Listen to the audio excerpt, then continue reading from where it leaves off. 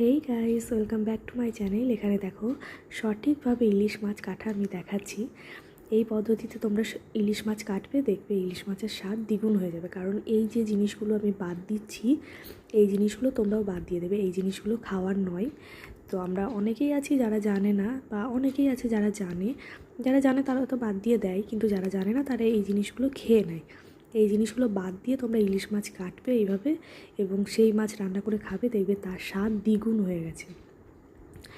তো ভালো করে তোমরা দেখে নাও কোন কোন জিনিসগুলো আমি এখানে বাদ দিচ্ছি, সেইভাবে তোমরা কাটবে এবং রান্না করে খাবে। আর কমেন্টে বলো তো তোমরা কে কে ইলিশ মাছ খেতে ভালোবাসো। আমার তো ভীষণ ভালো লাগে ইলিশ মাছ খেতে। অনেকেই আছে শুনেছি পছন্দ করে না, বা অনেকেই আছে কাঁটার ভয়ে খেতে চায় না, বাট কাঁটা বেছে একটু কষ্ট করে কাঁটা বেছে খেলে তার যে কী স্বাদ, আহা, সে ভাষায় বলা যায় না। তোমাদের ইলিশ মাছের কোন পদটি সবচেয়ে প্রিয়, কমেন্ট করো।